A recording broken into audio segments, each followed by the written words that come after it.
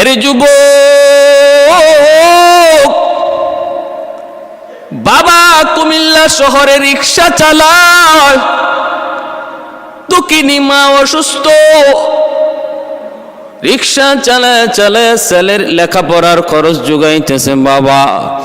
এইদিকে সন্তান স্কুল জীবন কলেজ জীবন পার কইরা ঢাকা শহরে আসলো, ভার্সিটিতে লেখাপড়া করে একটা টিউশনি কইরা কোনো রকম লেখাপড়ার খরচ যোগায়।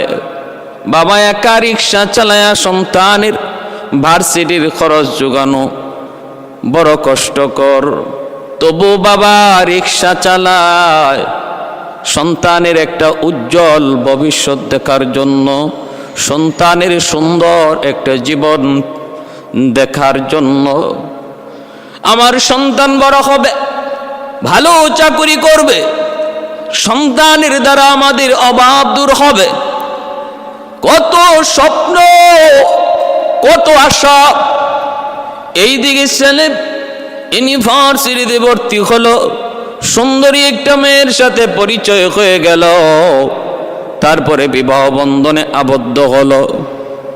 গ্রামের ওই দুঃখিনী মা, দুঃখী বাবার কথা সন্তান শহরের উচ্চ বিলাসিতার বাতাসে মগ্ন হয়ে বাপ মার কথা ভুলে গেল। সমাজে এমন কত কুলাঙ্গার সন্তান পাওয়া যায় যারা মা বাবার কষ্টের কথা মুহূর্তের ভিতরে ভুলে যায়।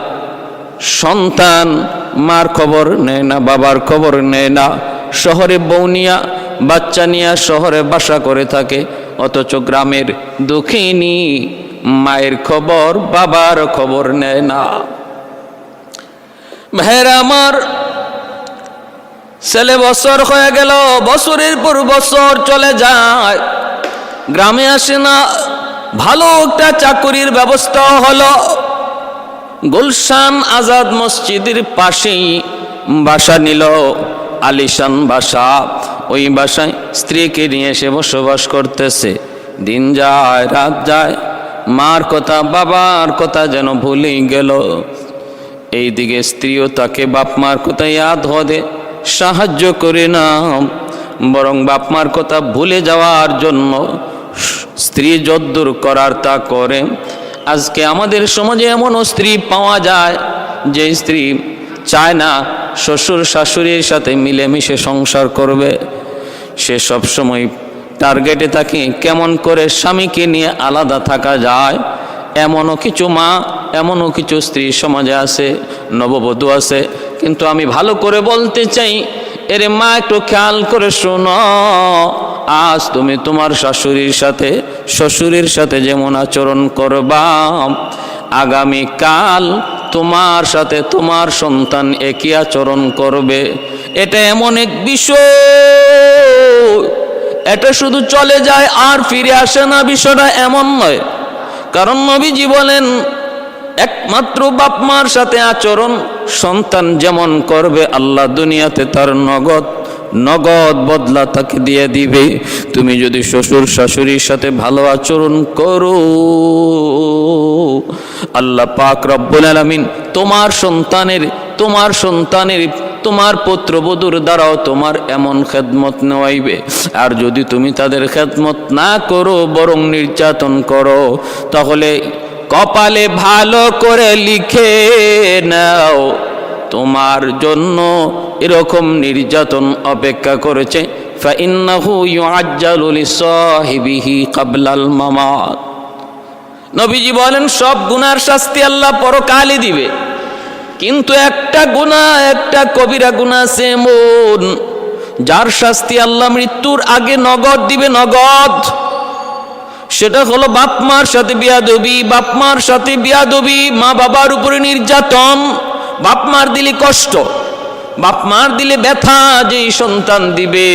আল্লাহর নবী বলেন, এই গুনাহটার শাস্তি আল্লাহ পাক শুধু আখিরাতে দিবেন তা না, দুনিয়াতেই মৌতের আগে আগে আল্লাহ সন্তানকে দিয়ে দিবে।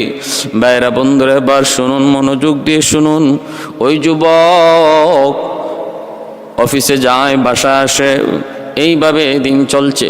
ওইদিকে গ্রামের বাড়িতে দক্ষিণী মা আর বাবা শুধু সন্তান সন্তান করে আহাজারি করে।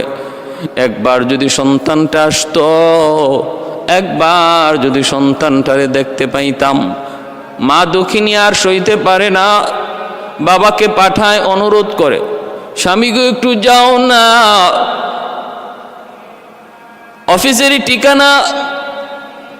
অফিসেরই ঠিকানা নিয়ে তুমি একটু যাও। সন্তান আমাদেরকে ভুলে গেছে, কিন্তু আমরা তো মা, আমি তো মা, 10 মাস 10 দিন আমি তো আমার পেটে রাখছি, এজন্য অভিমান করি তুমি যদি থাকতে পারো, কিন্তু আমি মা থাকতে পারি না গো স্বামী। একটা নজর আমার সন্তানকে দেখাও। দেখানো লাগবে না, তুমি নিজে যায় দেখে আসো, তুমি যদি যায় দেখে আসো। আর তুমি যদি আমাকে বলো এরকম দেখছি, আলহামদুলিল্লাহ, আমি খুশি হয়ে যাব। তোমার দেখেই আমার দেখা, স্বামী গো একটু যাও না, আমি আর পারি না, তুমি একটু যায় দেখে আসো। স্ত্রীর বারবার অনুরোধে স্বামী, রিকশাওয়ালা স্বামী স্ত্রীর বারবার অনুরোধে অফিসের ঠিকানা নিয়ে ঢাকা শহরে আসলো। এ ভাই বাস্তব ঘটনা বলতেছি রে ভাই, বাস্তব ঘটনা, একটু মনোযোগ দিয়ে শোনো, দিলের কান দিয়ে লক্ষ্য করে শোনো। ওয়াজ মাহফিল থেকে হলো চোখে পানি জড়ানোর জায়গা, ওয়াজ মাহফিল হলো এখান থেকে দিলের কিছু খোরাক নিয়ে যাওয়ার জায়গা। ওয়াজ মাহফিল তামসা করার জায়গা নয়, মজাক করার জায়গা নয়। ওয়াজ মাহফিল হলো চিকিৎসা নেওয়ার জায়গা, ট্রিটমেন্ট করার জায়গা। কার কয় কলবের রোগের, দেহের রোগের ট্রিটমেন্ট হয় হাসপাতালে, আর আত্মার রোগের ট্রিটমেন্ট হয় কোরআন হাদিসের ওয়াজ মাহফিলে। এ যুবক, জীবনে কত কিছুই না করেছ, অন্যায় হয়েছে, অপরাধ হয়েছে, এইবার একটু অনুরোধ করে বলবো যুবক, একটু দিলটা নরম করো, একটু খেয়াল করো, আমার জীবনে এমন কোন অন্যায় ঘটে গেল যার কারণে আমার মালিক আমার উপর নারাজ হয়ে আছে। আমি আমার কর্মক্ষেত্রে কোনো সফলতা পাইতেছি না, লেখাপড়ায় কোনো উন্নতি হচ্ছে না, কোথায় তোমার গণ্ডগোল, একটু তুমি দিলের কান দিয়ে বুঝো রে যুবক। এইদিকে বাবা সন্তানকে দেখার জন্য শহরে অফিসের ঠিকানায় চলে আসলো। দারোয়ান আটকায় দিল গেটের সামনে, কার সাথে দেখা করবেন? কয় অমুকের সাথে। কয় আপনি এখানে দাঁড়ান, সিসি ক্যামেরার মাধ্যমে আর স্যার আপনাকে ঠিকই দেখতেছে। আমি যাই স্যারের কাছ থেকে অনুমতি আনতে হবে, স্যার যদি আপনাকে অনুমতি দেন তবে আপনি ঢুকতে পারবেন, নতুবা ঢুকার কোনো অনুমতি নাই। এই বলে দারোয়ান গেল স্যারের কাছে, যায় বলতেছে, স্যার একটা বৃদ্ধ লোক গেইটের পাশে দাঁড়ায় আছে, আপনার সাথে দেখা করতে চায়, আমি তো আসতে দেই নাই, আটকায় দিছি, আপনি অনুমতি দিলেও তার ভিতরে ঢুকতে দেব। স্যার সিসি ক্যামেরার দিকে তাকায় দেখে গেইটের পাশে দাঁড়ানো লোক ওই গ্রামের বৃদ্ধ লোকটা আর কেউ নয়, এই বৃদ্ধ লোকটা হলো তার জন্মদাতা পিতা। দেখার পরও কিন্তু দিল নরম হয় না। এতদিন পর বাবা আসলো, এক নজর সন্তানকে দেখবে, তবু সন্তানের দিল নরম হয় না। মানুষ যখন গুনাহ করতে করতে দিল শক্ত হয়ে যায়, তখন ওয়াজ মাহফিলে বসলো, তার দিল দিয়ে তার চোখ দিয়ে পানি আসে না, জিকিরে বসলো, তার চোখ দিয়ে পানি আসে না, দিল নরম হয় না। কারণ অপরাধ আর গুনাহ মানুষের দিলকে শক্ত বানায় দেয়। মা বাবার সাথে এমন আচরণ, তার দিল শক্ত হয়ে গেছে, এই গুনার কারণে দিল শক্ত হয়ে গেছে। এইদিকে বাবার চেহারা দেখার পরও সন্তান অনুমতি দেয় না, বরং দারোয়ানকে বলতেছে, যাও যায় বলবা স্যার বড় বিজি আছেন, অনেক ব্যস্ত, এখন দেখা করা সম্ভব নয়।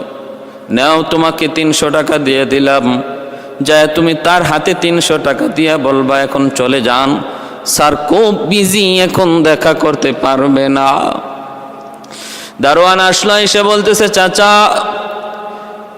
এ চাচা নেন 300 টাকা স্যারে আপনাকে দিছে, আর বলছে স্যার বড় বিজি, খুব ব্যস্ত, ঝামেলা আছে, এই মুহূর্তে দেখা করা সম্ভব নয়, আপনি আজকের মতো চলে যান, তবে 300 টাকা নিয়ে যান। এই কথা বলতেই ওই গ্রামের রিক্সাওয়ালা বাবা ডাক দেয়া বলতেছে, বাজান রে, আমি যে এখানে এসেছি তাকে দেখার জন্য, সে কি আমাকে দেখতে পেয়েছে? বলে হ্যাঁ, সে সিসি ক্যামেরার মাধ্যমে, ওই যে দেখেন ক্যামেরা লাগানো, ওই ক্যামেরার মাধ্যমে আপনাকে চিনতে পেরেছে, দেখতেও পেরেছে। এই কথাটা বলা মাত্রই বাবার চোখ দিয়ে দর দর করে পানি পড়ে। বাবা কান্দের, কই বাজান আমার টাকা লাগবে না, আমি টাকা নিতে আসি নাই, আমি এসেছিলাম এক নজর আমার সন্তানকে দেখার জন্য, যেই সন্তান আজকে বছরের পর বছর বাবাকে ভুলে রইল, মাকে ভুলে রইল, যেই সন্তানের কারণে আজকে মা শুধু সন্তান সন্তান করে করে বিছানায় পড়ে যায়, ওই সন্তানকে এক নজর দেখতে এসেছিলাম রে বাজান, আমি ভিক্ষা নেওয়ার জন্য আসি নাই, কোনো সাহায্যের জন্য আসি নাই। দারোয়ান বলতেছে, চাচা তাহলে আপনি বুঝি আমার স্যারের আব্বা? বলে হ্যাঁ, আমি হলাম তোমার স্যারের বাবা, জনম দুঃখী বাবা, আমি তোমার স্যারের উপযুক্ত বাবা হতে পারি নাই, তোমার স্যারের উপযুক্ত বাবা হতে পারি নাই রে বাবা।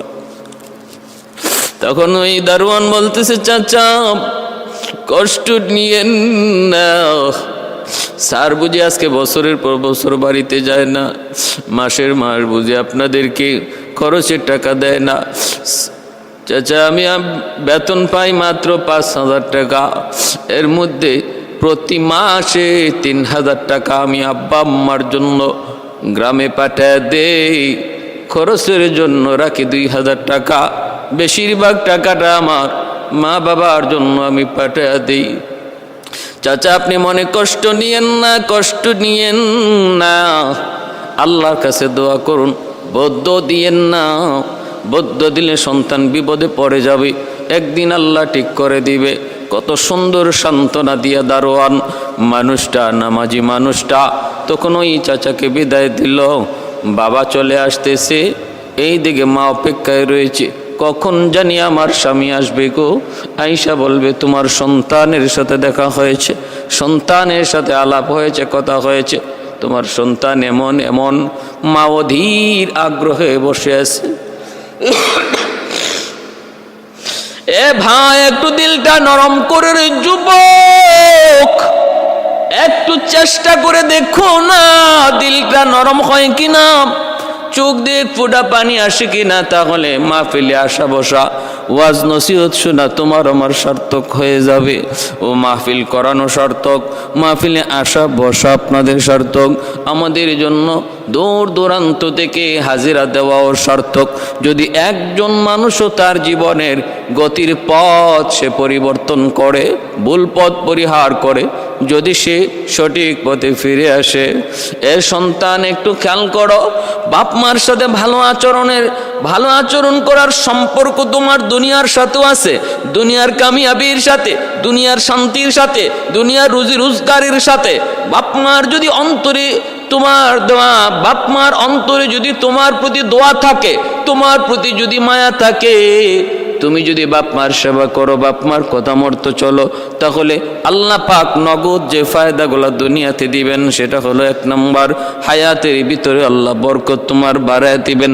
তাফসীরের কিতাবের ভিতরে লিখেন 1 নম্বর ফায়দা হায়াতের ভিতরে বরকত, 2 নম্বর ফায়দা হলো রিজিকের মধ্যে আল্লাহ বরকত বাড়ায় দিবি, 3 নম্বর ফায়দা হলো আল্লাহ পাক রব্বুল আলামিন তোমার বিবি, তোমার বাচ্চা কাচ্চাকে মানুষের মতো মানুষ আল্লাহ বানায় দিবে, তাদেরকে আল্লাহ লেখাপড়ার দিক দিয়ে উন্নত করে দিবে। এ ভাইয়েরা বন্ধুরা, মা দুঃখিনী অপেক্ষায় দাঁড়ায় আছে, স্বামী যাবে, যায় বলবে, দৌড় থেকে তাকায় দেখলো স্বামী আসতেছে, মা সামনে আগায় যায়, মনের মধ্যে কত আশা, মনের মধ্যে কত খুশি। স্বামী আইসা বলবে, পাশে গেল, যা বলতেছে, স্বামী গো, ও স্বামী বলো না গো স্বামী, আমার সন্তানকে কেমন দেখছ, কেমন দেখছ? যখন জিজ্ঞেস করে, বলা মাত্রই স্বামী আর কোনো জবাব দিতে পারে না, হাউমাউ করে কাঁদতে লাগলো, হাউমাউ করে কাঁদতে লাগলো। সে অভাবী বাবাটা, যে বাবা রিক্সা চালায় চালায় সন্তানের লেখাপড়ার খরচ দিল রে, হাউমাউ করে বাবা কান্দে আর কইস, স্ত্রী গো, তোমার সন্তান আমার সাথে দেখা করে নাই, আমার সাথে দেখা করার বুঝি সময় তার হাতে নাই। বিবি, আমি তো গেটের পাশে দাঁড়ানো ছিলাম, সিসি ক্যামেরার মাধ্যমে নাকি তোমার ছেলে আমাকে দেখছে, দারোয়ান যে খবর দিছে, কিন্তু ছেলে আমাকে চিনার পরও বলতেছি, যায় বল আমি বড় ব্যস্ত, দেখা করার সময় নাই, 300 টাকা পাঠিয়ে দিছে আমার খরচের জন্য। আমি দারোয়ানকে বললাম, দারোয়ান আমি টাকা পয়সা নেওয়ার জন্য আসি না, আমি তো আসছিলাম এক নজর সন্তানকে দেখার জন্য। আমি তখন টাকাটা ফেরত দিয়া বললাম, বাবা আমি চলে গেলাম, তোমার টাকাটা তোমার বসের কাছে পৌঁছে দিও। আর বইল, গ্রাম থেকে যে বৃদ্ধ মানুষটা এসেছিল, তুমি যদি না চিনে থাকো সে তোমার বাবা। এই কথা বলা মাত্রই দুঃখিনী মা দাঁড়ানো থেকে মাটিতে বসে গেল, কপালে হাত দিয়া, আর বলতেছে, বাজান রে, ও বাজার, কেমনে তুই মাকে ভুলে রইলি, কেমনে তুই ভুলতে পারলি? যেই মা তোরে 10 মাস 10 দিন পেটে রাখলো, যেই মা তোরে রাতের পর রাত জায়গা জায়গা পাহারা দিল, যেই বাবা নিজে না খায়া তোর ঔষধের ব্যবস্থা করলো, যেই বাবা দিন নয় শুধু রাতের বেলা রিক্সা চালায় চালায় তোর লেখাপড়ার জন্য খাতা কলম কিনে দিল, কেমন করে তুই বাপ মাকে ভুলে রইলি? বাজান, দুনিয়াতে আমার যে আর কেউ নাই, আমার তো আর কোনো সন্তান নাই, একমাত্র তুমি সম্বল ছিলে। কেমন করে বাপ মারে ভুলে রইলি? কেমন করে বাবাকে চিনার পরও তুই ফিরে দিলি? সাথে সাথে বাবা তার স্ত্রীকে কুলে নিয়ে বাড়িতে নিয়ে আসলো, আসতে পারে না, পড়ে যায়, সান্ত্বনা দিয়া দিয়া স্বামী স্ত্রীকে নিয়ে ঘরে আসলো। ভাইরা বন্ধুরা, এইভাবে মা দুঃখিনী শুধু তার মুখের হাসি নাই, কান্না আর কান্না, চোখ থেকে শুধু পানি জড়ে, পানি আর শুকায় না। ঈদ যায়, ঈদের চাঁদ যায়, বাপ মার মুখে একটু হাসি নেই। ঈদের চাঁদে সবাই আনন্দ করে, কিন্তু ওই দুঃখিনী মা, দুঃখী বাবার চেহারায় কোনো আনন্দ নাই, চোখে মুখে কোনো হাসি নাই। এই ভাই কিছুদিন পরে মা বলতেছে, স্বামী গো আমি বাঁচবো না গো স্বামী, আমি মনে হয় বাঁচবো না, এক নজর আমার সন্তানকে দেখাও, এক নজর দেখাও। ও স্বামী আমাকে নিয়ে চলো, আমাকে নিয়ে চলো, আমিও শহরে যাব, যায় দেখি কেমন করে সন্তান আমাদের সাথে দেখা না দেয়। স্বামী অপারগ হয়ে বারবার স্ত্রীর পীড়াপিড়িতে স্ত্রীকে নিয়ে কুমিল্লা শহর থেকে ঢাকার উদ্দেশ্যে রওনা দিল। কষ্ট করে করে করে করে পৌঁছে গেল। স্বপ্ন সারাটা রাস্তা জুড়ে একই স্বপ্ন, আমার সন্তানকে দেখব। একই নিয়মে গেইটের পাশে দাঁড়ায়। দারোয়ান বলছে, চাচা আপনি তো সেই দিনের চাচা, কিন্তু দাঁড়াইতে হবে, স্যারের অনুমতি ছাড়া কোনোভাবেই আমি যাওয়ার সুযোগ দিতে পারি না, নতুবা আমার চাকরিটা চলে যাবে। চাচা আমি বুঝতেছি আপনার মনের ব্যথা, মনের কষ্ট, কিন্তু আমার চাকরি বাঁচাইতে হলে অনুমতি নিতে হবে, একটু দাঁড়ান। আবার গেল, যায় আবার যখন বলল স্যার একটু তাকায় দেখেন। দারোয়ান, আমি দারোয়ান বলতেছি, একটু তাকায় দেখেন ক্যামেরার দিকে। গেটের পাশে একজন মানুষ স্ত্রীকে নিয়ে হাজির হয়েছে, আমি ঢুকতে দেই না, আপনার অনুমতি ছাড়া আমি কি তাদেরকে ঢুকতে দেব নাকি, একটু দেখেন। স্যার তাকায় দেখলো, ওই মানুষটা হলো তার বাবা, আর ওই মহিলাটা হলো তার দুঃখিনী মা, দুঃখিনী মা আর জনম দুঃখী বাবা। তখনও দিল নরম হয় না রে ভাই, শক্ত পাষাণ দিল নরম হয় না। আবার ওই দারোয়ানকে ডাক দিয়া বলতেছে, যায় বলবি আমি বড় ব্যস্ত, আমি বড় ব্যস্ত, আমার সময় নাই, সুযোগ নাই, না 1000 টাকা নিয়ে নে, দেখবি আজকে চেষ্টা করবি টাকাটা দেওয়ার জন্য। দারোয়ান আইসা আবারও বলতেছে, চাচা মাফ করবেন, মাফ করবেন চাচা, দুনিয়াতে আমি এমন সন্তান দেখি নাই যে সন্তান মা বাবাকে দেখার পরেও সে দেখা করতে রাজি নয়। চাচা 1000 টাকা আপনাদেরকে দিয়া বলছে চলে যেতে। এই কথাটা শোনা মাত্রই দুঃখিনী মা গেইটের পাশে আল্লাহ আল্লাহ কইয়া ডাক দিয়া পড়ে গেল। ভাইরা বন্ধুরা, স্বামী কোলে নিয়া কোন রকম কষ্ট করে করে বাড়িতে পৌঁছলো। ওই যে মা বিছানায় পড়ছে, এই মা আর বিছানা থেকে উঠে নাই, জীবনের শেষ পড়া পড়ে গেল। ভাইরা বাপ মা পুরা আশাবাদ দিয়ে দিল, সন্তান আর আমাদের কাছে আসবে না, আমাদেরকে চিরতরে ভুলে গেছে। এইভাবেই দিন যায় রাত যায়, ছেলে তো অন্ধকার জগতে ডুবে আছে। সে প্রাচুর্য দুনিয়ার শান শৌকত বিলাসিতার মধ্যে মগ্ন হইয়া দুঃখী বাবা দুঃখিনী মায়ের কথা চিরতরে ভুলে গেছে। ভাইরা বন্ধুরা, মনে রাখবেন, যতই আপনাকে আপনার নফস গুনার সাগরে ডোবায় রাখুক, একটা সময়ে কিন্তু অন্তরের ভিতরে আপনার নফসে মুতমাইন্না পবিত্র আত্মা মাঝে মাঝে আপনাকে সতর্কবাণী দিবে। একজন অপরাধী যত বড় অপরাধ করুক না কেন, অপরাধীর ভিতরে মাঝে মাঝে তারে নফসে মুতমাইন পবিত্র আত্মা সতর্ক দেয়, না না ওই পথে যাবি না, আর এই কাজ করবি না। মাঝে মাঝে আপনাকে সতর্ক দিবে। ওই সতর্ক দেওয়া অবস্থায় যদি কোনো মানুষ সেটাকে মেনে নেয়, ওই সে অনুরোধটাকে, সেই সতর্ক বাণীটাকে যদি গ্রহণ করে নেয়, সেই কামিয়াব। ফিরে যদি আসে, মূল্যায়ন না করে, কর্ণপাত না করে, তার জীবনটাই ধ্বংস হয়। বাইরা একদিন ওই যুবক জুম্মার নামাজ পড়লো যে গুলশান আজাদ মসজিদ, ওই আজাদ মসজিদে জুম্মার নামাজ পড়ান যাত্রাবাড়ির হজরত মাওলানা মাহমুদুল হাসান দামাত বারকাতুহুম।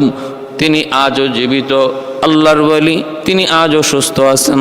তিনি গুলশান আজাদ মসজিদে জুম্মার নামাজ পড়ান। একজন আত্মার রোগীর ডাক্তার, অনেক বড় বুজুর্গ, যাদের কাছে গেলে, যাদের কথা শুনলে পরে নিজের আত্মার রোগ ধরা পড়ে। ভাইয়েরা, বহু মানুষের জীবন পরিবর্তন হয়েছে এমন বুজুর্গদের সহবতে যাওয়ার কারণে। এজন্যই তো আল্লাহ বলেছেন, যদি তুমি একজন খাঁটি মুমিন হতে চাও, তাকওয়াওয়ালা হতে চাও, তুমি তাকওয়াওয়ালাদের সংস্পর্শে যাও, আল্লাহওয়ালাদের সোহবতে যাও, তাহলেই তোমার দৌলতে তাকওয়া হাসিল হবে। ইয়া আইয়ুহাল্লাযীনা আমানুত্তাকুল্লাহা ওয়া কুনু মা'আস সাদিকিন।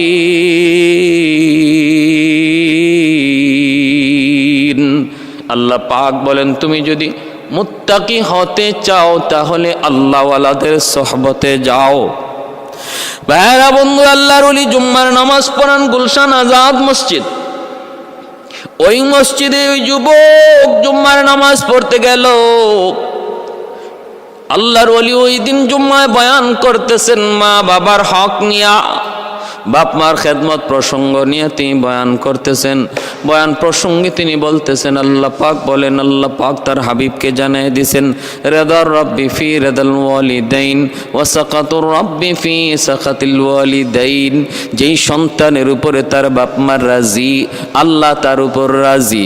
যেই সন্তানের উপরে বাপ মা নারাজ, আল্লাহ তার উপরে নারাজ। এই হাদিস তিনি শুনাইলেন আর বললেন, দুনিয়াতে যদি তুমি কামিয়াবি চাও, দুনিয়াতে সফলতা চাও, উন্নতি চাও, তাহলে বাপ মার দোয়া লাগবে। আখেরাতে যদি জান্নাত চাও তাহলে বাপ মার দিল লাগবে, বাপ মার অনুমতি লাগবে, বাপ মার সুপারিশ কি লাগবে, সার্টিফিকেট লাগবে। যদি সন্তানের ব্যাপারে বাপ মার সার্টিফিকেট ভালো হয়, নবী বলেন সন্তান পাবে জান্নাত। আর সার্টিফিকেট যদি খারাপ হয়, যত বড় বুজুর্গ হোক না কেন, যত আমলের পাহাড় নিয়ে উঠুক না কেন, বাপ মা যদি কয় ভালো না, তাহলে তার জন্য জান্নাত হারাম হয়ে যাবে, জাহান্নাম ওয়াজিব হয়ে যাবে। ভাইরা বন্ধুদের জন্য বলতেছে একটু মনোযোগ। ওই মসজিদে জুম্মার নামাজ পড়লো যুবক, জুম্মার নামাজ পড়লো। জুম্মার নামাজের ভিতরে আল্লাহর ওলি বাপ মার সেবার কথা যখন তিনি বয়ান করলেন, বয়ান করে করে শুনাইতেছেন আর বলতেছেন, রে দুনিয়ার সন্তানের দল, যদি বাপ মাকে খুশি করতে পারো তাহলে আল্লাহ খুশি, জান্নাত পাবা। আর যদি সন্তানের বিরুদ্ধে বাপ মার কোনো মামলা আল্লাহর আদালতে জমা হয়ে যায়, তাহলে এই সন্তান যত বড় নামাজি, যত বড় দিনদার হোক না কেন, বাপ মার মামলা যার উপরে আছে সে কোনোদিন জান্নাত পাবে না। মনে করতে পারো সেদিন তুমি মাপ চেয়ে নিবা। আরে শোনেরা করে যুবক, আখিরাতের ময়দান মাপ চাওয়ার জায়গা নয়, মাপ দেওয়ার জায়গা নয়। আখিরাতের জীবন ব্যবস্থাটা বড় কঠিন। মাপ দেওয়া মাপ নেওয়ার জায়গা হলো দুনিয়ার জগৎ। দুনিয়াতে সহজে কারো কাছ থেকে মাপ নেওয়া যায়, মাপ চাওয়া যায়, কিন্তু আখিরাতে আল্লাহর আদালতের সামনে মাপ চাওয়ার কোনো সুযোগ নাই। কেউ মাপ চাইলেও চাইতে পারে কিন্তু মাপ পাবে না। সন্তান মায়ের পরিচয় দেবে না, বাবা সন্তানের পরিচয় দিবে না, কেউ কারো পরিচয় দিবে না। কলিজার টুকরা সন্তানের পরিচয় মা দিবে না, বাবা দিবে না। আল্লাহ বলেন, ইয়াউমা ইয়াফিরুল মারউ মিন আখিহি ওয়া উম্মিহি ওয়া আবিহি ওয়া সাহিবাতিহি ওয়া বানিহি লিকুল্লি ইমরিইম মিনহুম ইয়াউমা ইযিন শাআনুন ইউগনি। সবাই সবাইকে নিয়ে ব্যস্ত থাকবে, কেউ কারো দিকে তাকানোর সুযোগ নাই। যার যার হালত নিয়ে সবাই ব্যস্ত। শুধু ইয়া নফসি, শুধু ইয়া নফসি, শুধু ইয়া নফসি। নবীরা পর্যন্ত ইয়া নফসি বলবে। এমন এক হালত হাসরের ময়দান, হাসরের মাঠ। অতএব ওই মাঠে সন্তান যদি বাবার কাছে যায় বলে, আব্বা মাফ করে দাও, বহু অন্যায় করে ফেলেছি, আব্বা মাফ করে দাও, কিন্তু বাবা মাফ দিবে না। মা যদি যায় বলে, মার কাছে যায় যদি বলে, মা অন্যায় করে ফেলেছি, আমাকে মাফ করে দাও, মাও মাফ দিবে না। বলবে, দুনিয়াতে আমার কোনো সন্তান ছিল না। বাবার কাছে যাই বলবে, আব্বা জান, বাবার কাছে যে বলবে আব্বাজান একটি নেকি দিয়া আমার বাঁচাও প্রাণ, একটি নেকি দিয়া আমার বাঁচাও প্রাণ। বাবা বলবি কে গো তুমি চিনি না, দুনিয়াতে সন্তান আমার ছিল না, দুনিয়াতে সন্তান আমার ছিল না। এ ভাই, জুম্মার দিন আল্লাহর ওলির বয়ান শোনার পর যুবকের কিছুটা অনুশোচনার সৃষ্টি হলো, দিলের ভিতরে ভয় লেগে গেল। ভয়, বাপ মা যদি নারাজ থাকি জুম্মার নামাজ পড়েও আমার কোনো লাভ নাই। রমজান মাস ছিল, রমজানে রোজা রাইখেও কোনো লাভ নাই, মাসটা ছিল রমজান। জুম্মার দিন যদি বাপ মা নারাজ থাকে, জুম্মার রোজা, জুম্মার নামাজ, রমজানের রোজা দিয়েও কোনো লাভ হবে না। বাপ মার আদালতে মামলা, এই মামলা থেকে রেহাই পাওয়ার কোনো ব্যবস্থা নাই। যখন এইভাবে বলতেছেন আল্লাহর ওলি, আর বাপ মার শিশুকাল থেকে বাপ মার সন্তানের প্রতি কেমন দরদি ছিল, ঘটনাটা যখন শুনাইতেছেন দিলের ভিতরে যুবকের লাগলো, চোখ দিয়া পানি ঝরতেছে। আমি আগেই বলেছি, যত বড় অন্যায়কারী হোক না কেন, সর্বদা তার দিল, তার মন শুধু অন্যায় করতে বলবে না, মাঝে মাঝে তার ভালো কাজ করতে বলবে। মাঝে মাঝে একথাও ইয়াদ করায় দিবি, তুমি বহুত বড় অন্যায়কারী, তুমি বহুত বড় জালেম, তুমি বহুত বড় জুলুমের শিকার। বারবার তার ইয়াদ করায় দিবি। একজন সফল মানুষ, ভাগ্যবান মানুষ, সেই যখনই তার দিল তারে সতর্ক করা মাত্রই সে অন্যায়টা ছেড়ে দেয়, পথটা পরিহার করে সঠিক পথে ফিরে আয়, সেই হলো সফল মানুষ, ভাগ্যবান মানুষ। আর যে মানুষ দিলের সতর্কবাণীর দিকে খেয়াল করে না, সেই হলো ধ্বংসপ্রাপ্ত। যুবক মসজিদের ভিতরেই চোখের পানি জড়ায় জড়ায় কান্দে আর কয়, মালিক আমি বহুত বড় জুলুম করে ফেলেছি, আমি আমার বাপ মার সাথে বহুত বড় অন্যায় করে ফেলেছি, আল্লাহ আমাকে তুমি একটু সুযোগ দিবানি, বাপ মার কাছে তো মাপ চাওয়ার, আমার আব্বা আম্মার কাছে মাপ চাওয়ার একটু সুযোগ দিবানি। এই বইলা যুবক কান্দতেছে আর কয়, আল্লাহ আমার আব্বা আম্মার কাছে মাপ চাওয়ার আগে তোমার কাছে আমি হায়াত ভিক্ষা চাই। আল্লাহ আমার আব্বা আম্মারে খুশি করার আগ পর্যন্ত আমি হায়াত তোমার কাছে ভিক্ষা চাই। এই বইলা যুবক জুম্মার নামাজটা পইরা আর বাসার দিকে যায় নাই, সাথে সাথে মার্কেটে গেল, মার জন্য শাড়ি, বাবার জন্য লুঙ্গি কিনা, বিভিন্ন ধরনের ফল ফলাদি লইয়া, আর স্ত্রীর কাছে না যাইয়া মা বাবাকে দেখার জন্য শহর থেকে রওনা দিল। আরে যুবক, ওই সন্তান কুমিল্লা শহরে যাবে, তখনকার সময়ে 2টা ফেরি পার হওয়া লাগতো। ওই 2 ফেরি পার হইয়া যাইতে যাইতে অনেক দেরি হয়ে গেল। শহরের ভিতরে যায় ঢুকলো, তখন বেজে গেছে রাত অনেকটা, প্রায় 11টা বেজে গেল, রাত 11টা। দেরি হবেই তো, 2টা ফেরি পাড়ি দিয়ে যাইতে যাইতে অনেক দেরি। 11টা বেজে গেল। শহরের ভিতরে ডাইনে বামে চতুর্দিকে যুবক হাঁটতেছে, কোনো একটা রিক্সানি পাওয়া যায়, যাতায়াতের কোনো ব্যবস্থা আছে কিনা তার গ্রামে যাওয়ার জন্য। কিন্তু না, শহরটা শুনশান, নীরব, কিছুই দেখা যায় না। সবাই যার যার মতো করে তারাবির নামাজ পড়ে যার যার ঠিকানায় চলে গেছে। একজন মানুষ কি পায়া বলতেছে, ভাইজান আমি তো অমুক গ্রামে যাইতে চাই, কিন্তু কেমনে যাব, কোনো রিক্সা মিক্সা কিছুই তো দেখি না। লোকটা বলে, বাবারে এখন তো সবাই রিক্সা বন্ধ করে যার যার ঠিকানায় তারাবির নামাজ পড়ার পর আর কেউ বের হয় না। তবে তোমার যদি ইমার্জেন্সি যেতেই হয়, আমার জানা মতে রাতের অন্ধকারে তারাবির নামাজ পড়াও একজন বৃদ্ধ মানুষ রিক্সা চালায়। কারণ আমি জানি গ্রামে তার স্ত্রী বিছানায় পড়া, তার ডেলি ঔষধ লাগে। ওই ঔষধের খরচ, ঔষধের টাকা যোগান দেওয়ার জন্য মানুষটা রাতের অন্ধকারেও রিক্সা চালায়। মনে হয় সে যাইতে পারে, তার কাছে যায় দেখো।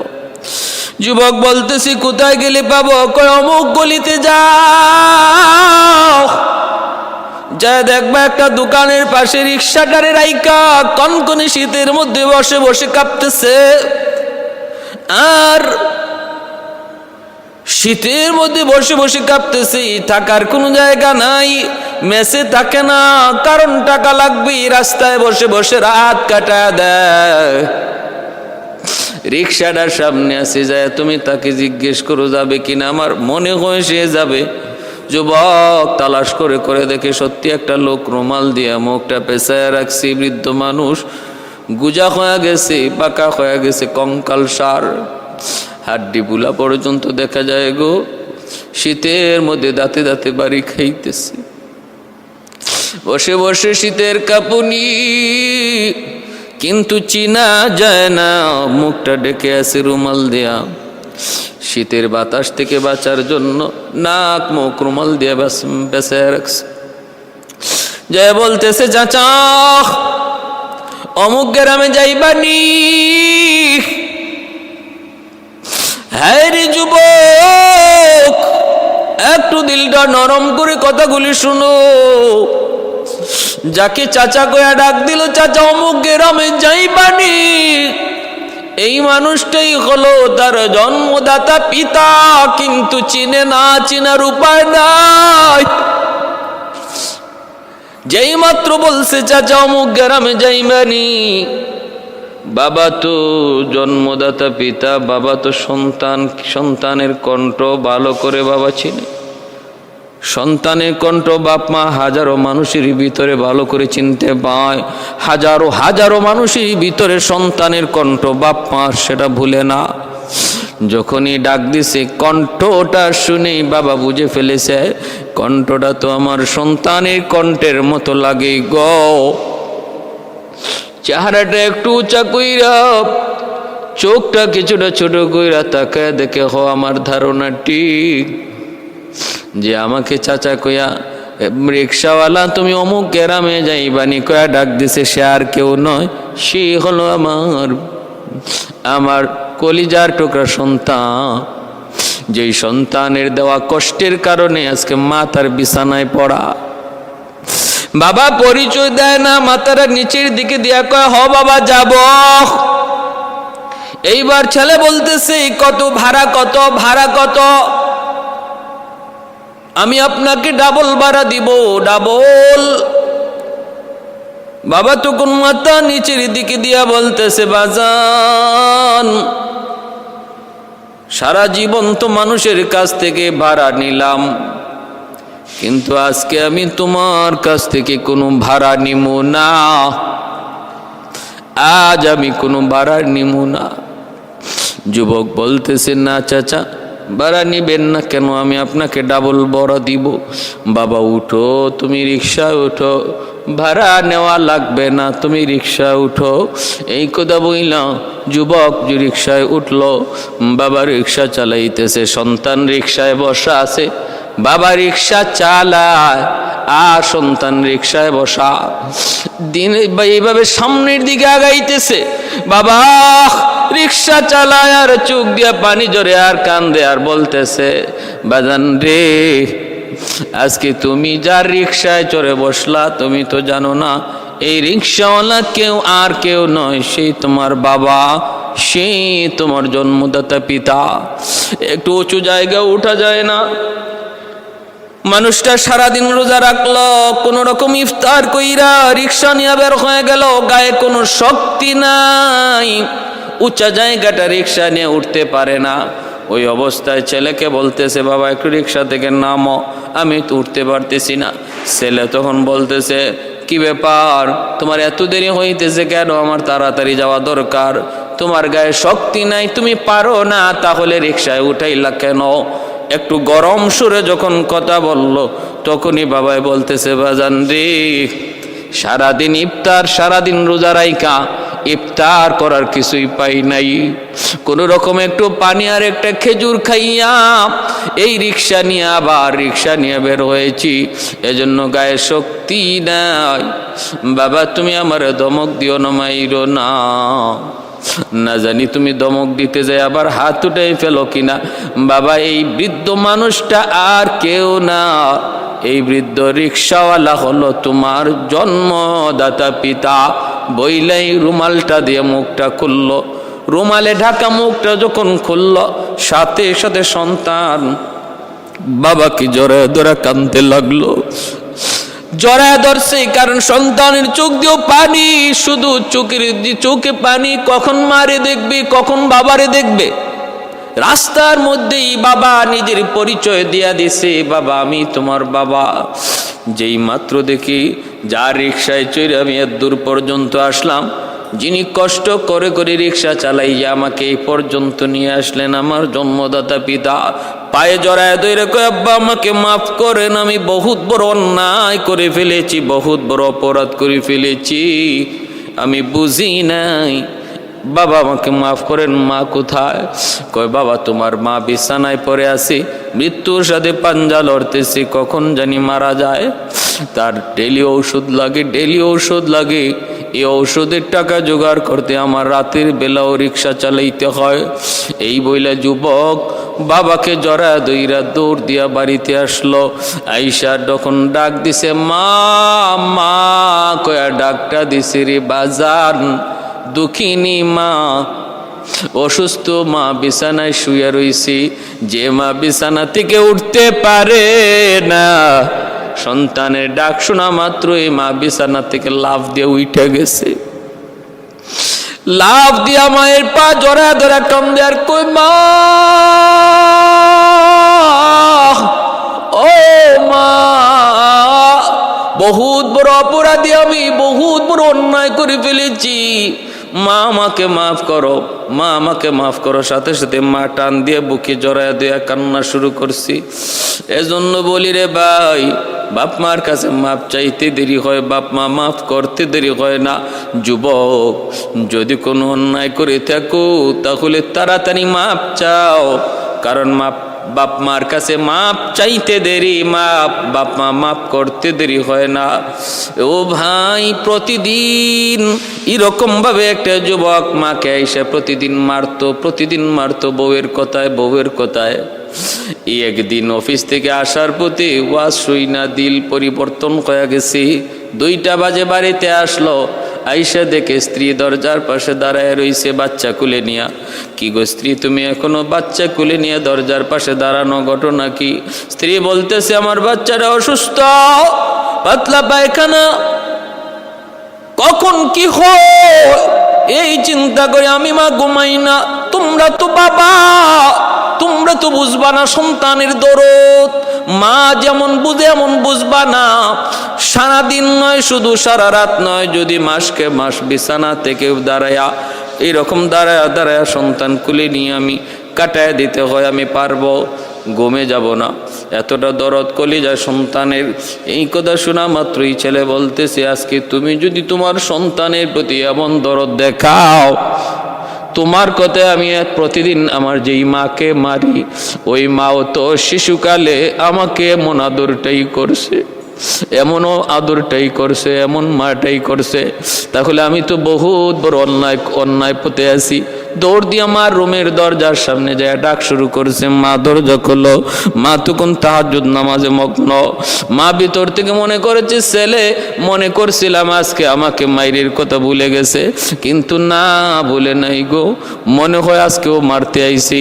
মা নামাজ শেষ করে বলতেছে বাজান রে, বাবা আজকে আমাকে মারবি না, আমি আজকে তোর বউয়ের সাথে কোনো কথাই বলি নাই রে বাবা, প্রতিদিন মিথ্যা কথা বইলা আমারে মাইর খাওয়া, আজকে আমি তোর বউয়ের রুমে যাই নাই। গতকালকের মাইরে আমার দেখে এখনো ব্যথা আছে, বাবা আজকে মারবি না।